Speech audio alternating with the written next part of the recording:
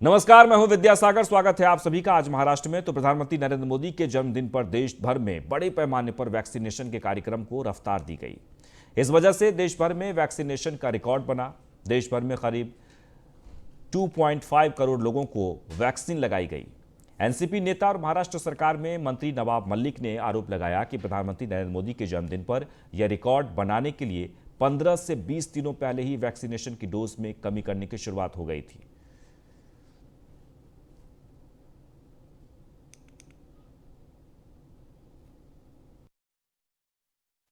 मोदी जी के जन्मदिन पर टीकाकरण को लेकर रिकॉर्ड बनाया गया। यह बताया गया कि लगभग 3.25 करोड़ लोगों को टीका एक दिन में लगाया गया।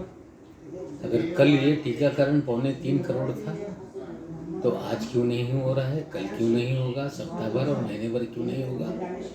इतना टीका लगाने के लिए 15-20 दिन तक टीकाकरण कम किया गया ताकि प्रधानमंत्री के जन्मदिन पे रिकॉर्ड बनाया जाए, जो सरासर गलत है। अगर पहले लोगों को टीका लगाया जाता तो उसका लाभ ज़्यादा होता। किसी व्यक्ति के महिमा मंडल के लिए इस तरह के कार्यक्रम हमें। वे केंद्रीय सड़क परिवहन और राजमार्ग मंत्री नितिन गडकरी का कहना है कि उन्हें हर महीने यूट्यूब से 4 लाख रुपए तक की कमाई होती है। गडकरी ने एक कार्यक्रम के दौरान कहा कि कोरोना महामारी के दौरान यूट्यूब पर डाले गए उनके भाषण से जुड़े वीडियो को देखने वालों की संख्या बढ़ी है, जो रॉयल्टी के रूप में पैसा मिल रहा है।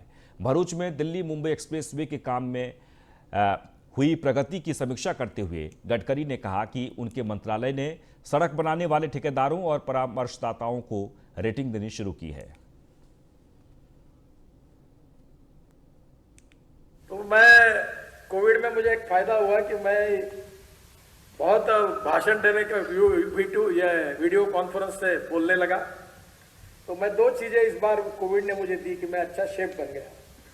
मैं घर में बहुत सी चीजें यूट्यूब से रोज देखते हुए, मेरी पत्नी मुझे बोलती तुम क्या कर रहे हो, मैं ये एक चीज बनाता।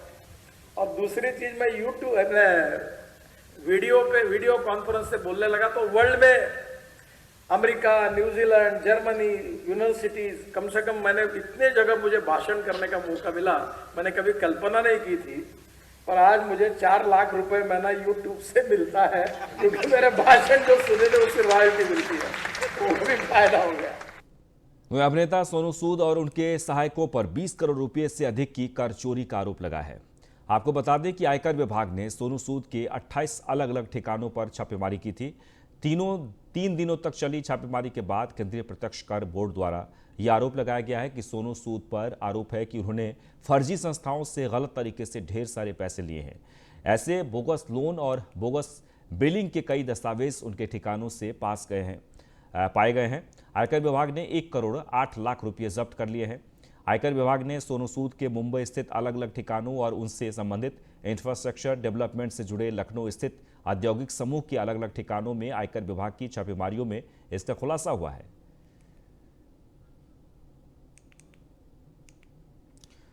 आगे बढ़ते हैं। जाने माने सिंगर हनी सिंह पर उनकी पत्नी शालिनी तलवार ने घरेलू हिंसा और उत्पीड़न के कई गंभीर आरोप लगाए हैं और इस मामले की पिछली सुनवाई के दौरान दिल्ली के 30 हजारी कोर्ट ने हनी सिंह को नोटिस जारी किया था, जिसमें कहा गया था कि सिंगर अपने संयुक्त अरब अमीरात वाले घर को हाल फिलहाल में नहीं बेच सकते।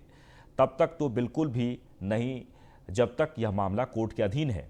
वहीं इस मामले में हनी सिंह ने कोर्ट के सामने अपना बयान दर्ज करवाया है, जिसमें उन्होंने कोर्ट को आश्वस्त किया कि वह अपनी यूएई की संपत्ति को नहीं बेचेंगे।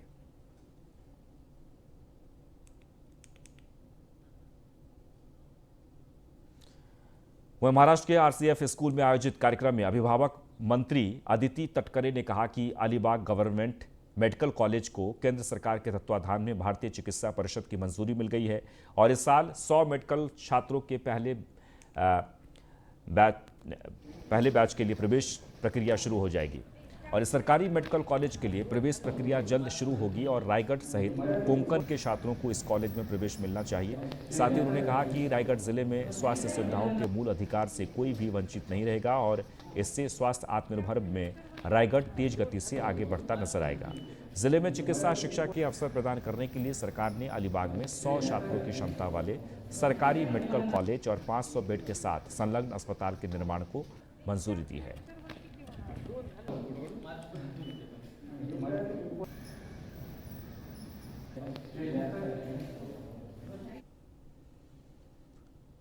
वह महाराष्ट्र के पालघर जिले में केलवे कोरे गांव के समुद्री किनारे पर विस्फोटक सामग्री मिलने की सूचना पर आसपास के इलाके में हड़कंप मच गया है, जिसके बाद वहां के लोगों ने इस सूचना पुलिस को दी। वहीं मौके पर पहुंची पुलिस ने जांच पड़ताल शुरू कर दिया। सहायक पुलिस निरीक्षक भीमसेन गायकवाड़ ने बताया कि जो वस्तु मिली है वो करीब 2 फीट लंबी थी। पुलिस ने बताया कि जो सामग्री मिली है उसमें फास्फोरस भरा हुआ था। आगे बढ़ते हैं। लातूर के नागरसोगा में कर्ज से तंग आकर किसान लालगिरी ने जहर खा लिया है। आपको बता दें कि फिलहाल उसे आनंद फानंद में अस्पताल में भर्ती कराया गया, जहां इलाज के दौरान उसकी मौत हो गई है। लालगिर ने 2 लाख रुपये बैंक से लोन ले रखा था। उसके बाद 1.5 लाख रुपये से 3.5 लाख रुपये का निजी कर्ज लिया था। कर्ज नहीं चुकता कर पाने को लेकर किसान काफी परेशान था, जिससे परेशान होकर उन्होंने आत्महत्या कर ली। वहीं पुलिस ने शव को कब्जे में लेकर पोस्टमार्टम के लिए भेज दिया है। मृतक किसान के परिवार में पत्नी, एक बेटा, एक बेटी और एक छोटा भाई है। नगरसोगा गांव में उनके निधन पर शोक की लहर है। मैं अकोला जिले के खामगांव से एक ट्रक में गेहूं भरकर उसे तेलंगाना ले जा रहा था, जहां इसे गलत तरीके से बेचने की तैयारी की गई थी, जिसकी जानकारी जिला पुलिस अधीक्षक के विशेष दल प्रमुख विलास पाटिल को मिली थी। मिली जानकारी के अनुसार विशेष दल ने अकोला जिले के बालापुर के पास राष्ट्रीय महामार्ग एक टीम लगा रखी थी। वहीं गेहूं से लदे ट्रक की जांच की गई तो ट्रक में गेहूं की बोरियां भरी हुई नजर आई, जिसकी जांच करने पर पता चला कि यह गेहूं राशन की दुकान का है। उसके बाद पुलिस ने 600 क्विंटल गेहूं और ट्रक को पकड़ लिया, साथ ही एक आरोपी को गिरफ्तार भी कर लिया।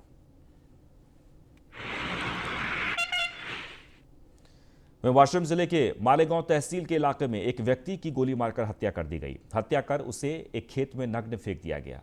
वहीं घटना की जांच कर रही पुलिस ने शुभम कान्हरकर, विकल्प मोहोड और वेंकटेश भगत को नागपुर से गिरफ्तार किया गया। साथ ही इस पूरे मामले की जांच करते हुए आगे की कार्रवाई में जुट गई है। बताया जा रहा है कि माधव पवार और आरोपी निशित वासनिक, जिन्हें नागपुर से अगवा किया गया था और मालेगांव तालुका के पांगरी कुटे खेत में गोली मारकर हत्या कर दी गई थी, उन पर नागपुर में एक बिटकॉइन व्यवसाय में 500 करोड़ रुपए के गबन का आरोप लगाया गया है। जिला पुलिस अधीक्षक वसंत परदेशी ने कहा कि माधव पवार गोली मारकर हत्या कर दी गई।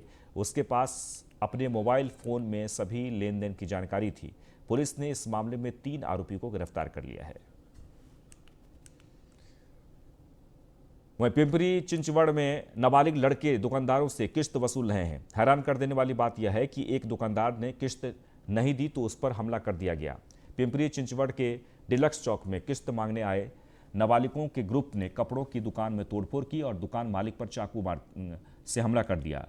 दुकान पर हुई घटना सीसीटीवी कैमरे में कैद हो गई है। इससे पिंपरी चिंचवड़ इलाके में काफी दहशत का माहौल है। इस बीच दुकान में तोड़फोड़ करने वाला नाबालिग आरोपी पिंपरी चिंचवड़ का स्थानीय निवासी बताया जा रहा है। दुकान मालिक की शिकायत पर 3 नाबालिग आरोपियों के खिलाफ पिंपरी थाने में मामला दर्ज कर उन्हें पिंपरी पुलिस ने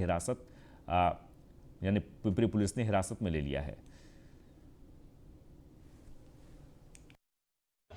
बालकों ने, जिसे आप children in conflict with law कहते हैं, इन लोगों ने मैड होकर तोड़फोड़ की, कोयते का इस्तेमाल किया, पत्थरों का इस्तेमाल किया तोड़फोड़ और चीजों को नष्ट करने में। उन्होंने पैसे के डिमांड के लिए यह काम किया और पैसा ना देने पर सामने वाले पर इस तरह का प्रहार किया। ये बात समझने की है कि ये लड़के बीमार हैं मानसिक रूप से, इसमें संदेह नहीं, पर उनके माता पिता, उनके पालक जो हैं, उनके अभिभावक हैं, उन्होंने ये ध्यान देना चाहिए कि इन बीमार बच्चों का सही समुपदेशन। वहीं नवी मुंबई के सीबीडी बेलापुर रेलवे स्टेशन के पास 7वीं मंजिल पर सिडको के बहुचर्चित नैना के ऑफिस में आग लग गई। वहीं आग लगने की सूचना पर पहुंची फायर ब्रिगेड की टीम ने कड़ी मशक्कत के बाद आग पर काबू पाया। इस घटना के दौरान किसी तरह की हताहत की खबर नहीं है, जबकि नैना के ऑफिस में रखे दस्तावेज जलकर राख हो गए।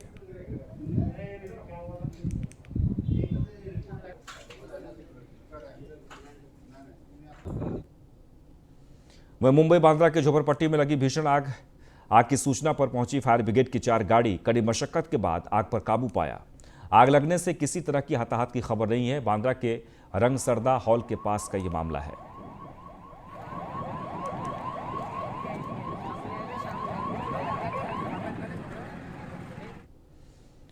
वहीं महाराष्ट्र के बीड़ का एक वीडियो सोशल मीडिया पर तेजी से वायरल हो रहा है। वीडियो में एक महिला और पुरुष के बीच जमकर मारपीट हो रही है। वीडियो में महिला की ओर से पुरुष की जमकर पिटाई की जा रही है। बताया जा रहा है कि दोनों के बीच पैसों को लेकर विवाद पहले से चल रहा था। पहले बहस हुई और इसके बाद ये बहस मारपीट में तब्दील हो गई।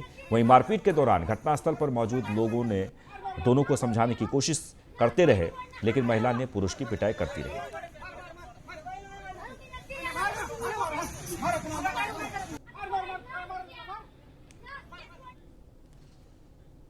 मुंबई में भगवान गणेश की मूर्ति का विसर्जन जुहू चौपाटी पर बड़े पैमाने पर किया जाता है और ऐसे में महापालिका समेत पुलिस प्रशासन गणेश की मूर्ति विसर्जन की तैयारियां पूरी कर ली है। इस मौके पर हमारे संवाददाता संतोष मोरे ने जायजा लिया। मुंबई महानगर पालिका की ओर से कल होने वाले अनंत चतुर्थी के लिए बड़े पैमाने पे तैयारी की गई है।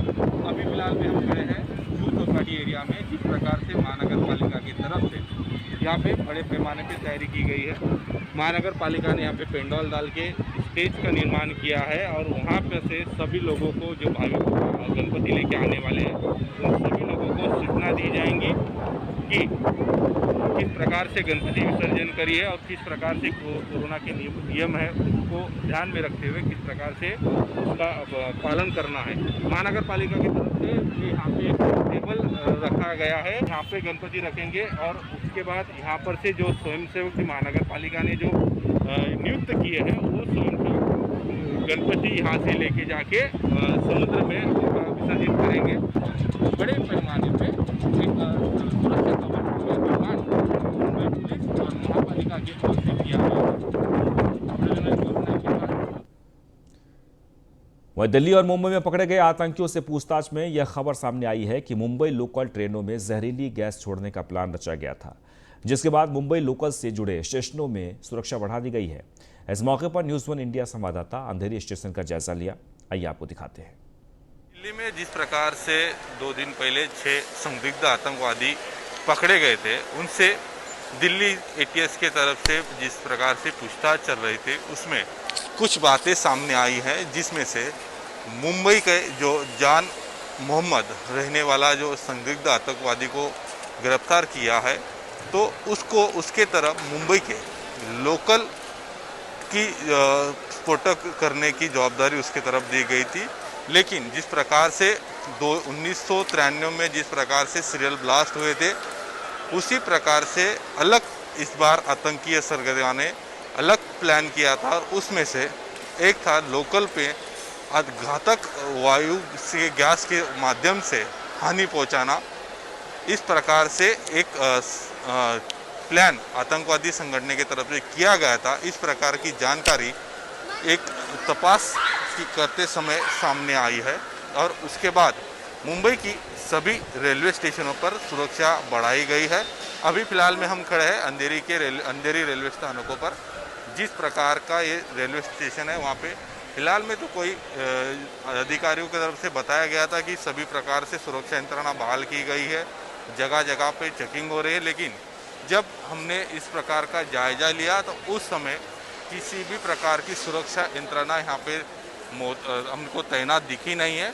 कई तभी एक तरफ प्रशासन कह रहा है कि सभी जगह पे हमने बड़े पैमानों पे सुरक्षा बढ़ा दी गई, और जब हम न्यूज़ 1 इंडिया की जब टीम देखने को गई तो किस प्रकार से सुरक्षा है, लेकिन कहीं पर भी उस प्रकार की सुरक्षा तैनात कहीं पर भी दिखी नहीं। इस प्रकार से कहीं तभी मुंबई पुलिस एक तरफ बता रही कि हम ये सब गतिविधि से अंजाम देने के लिए पूरी तरह से तैयार है, रोकने के लिए।